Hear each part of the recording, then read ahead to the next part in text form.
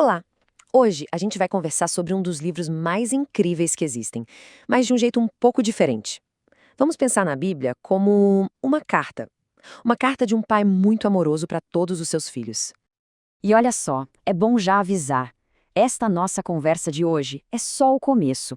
Ela faz parte de uma série inteirinha que a gente vai dedicar a explorar a Bíblia Sagrada, usando como base a tradução do Novo Mundo das Escrituras Sagradas. Então vamos guardar bem essa ideia, tá? A Bíblia não é só um livro antigo cheio de regras. Pense nela como uma carta mesmo, uma mensagem direta e muito pessoal de Deus. Quando a gente enxerga as coisas desse jeito, tudo muda. A mensagem ganha um novo sentido. Certo, se é uma carta uma dádiva tão preciosa de Deus, o que será que ela diz? O que essa carta nos ensina de tão importante para a nossa vida? Pois é, o conteúdo dela é super prático. Ela nos conta a verdade sobre Deus, sabe? Quem ele realmente é, nos dá dicas valiosas de como lidar com os problemas do dia a dia, mostra o caminho para a gente ser feliz de verdade. E, claro, explica o que podemos fazer para agradar a ele. E o mais legal é que a própria carta prova o valor do que ela diz. Veja só o que está no Salmo, no capítulo 1. Ele compara quem segue os conselhos de Deus com uma árvore forte, sabe? Plantada perto da água, que dá fruto. Isso não é só uma poesia bonita, não. É uma promessa. Seguir essa orientação traz estabilidade, traz sucesso na vida. E essa ideia continua. Lá em Isaías capítulo 48, o próprio autor da carta se apresenta. Ele diz: Eu, Jeová, sou seu Deus, aquele que ensina o que é melhor para você. Pense nisso, o Criador nos ensinando o que é melhor para a gente. E qual o resultado? Uma paz que não acaba, que flui como um rio. Isso tudo nos faz pensar, né? Se essa carta tem uma sabedoria tão profunda, de onde ela veio?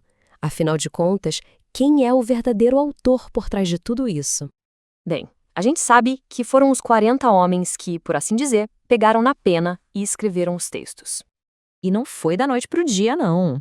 Esse processo todo levou mais de 1.600 anos, começando lá atrás, em 1513, antes da nossa era. E o resultado?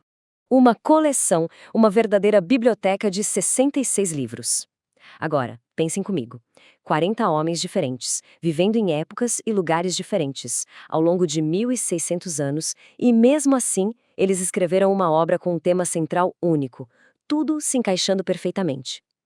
Isso não é incrível? Isso só pode apontar para uma coisa: uma única mente por trás de tudo. Então a pergunta que fica é bem clara. Essa harmonia toda veio da cabeça dos homens ou veio do Espírito de Deus? A mensagem é humana ou é divina? A resposta, sem sombra de dúvida, está na própria carta. A segunda carta a Timóteo, capítulo 3, é categórica. Ela diz que toda a Escritura é inspirada por Deus. Ou seja, a origem é divina. E o objetivo é nos tornar plenamente competentes, totalmente preparados. E para não restar nenhuma dúvida, a segunda carta de Pedro, no capítulo 1, deixa isso ainda mais claro. Diz ali que a profecia nunca foi produzida pela vontade do homem. Os escritores não estavam simplesmente dando a opinião deles. Eles falaram da parte de Deus conforme eram movidos por Espírito Santo. Ou seja, eles foram guiados. O autor, no fim das contas, é um só, o próprio Deus. Ok, então se Deus é o autor, faz todo sentido que ele quisesse que a sua carta chegasse até nós, não é mesmo? E isso explica como essa mensagem conseguiu sobreviver por tanto tempo, passando por milênios sem se perder. E ele cuidou disso direitinho. Garantiu que sua palavra fosse copiada com uma precisão impressionante e espalhada pelo mundo todo. Não é à toa que a Bíblia é, de longe, o livro mais traduzido e mais impresso de toda a história. Isso, por si só, já é uma prova de que foi preservada por Deus.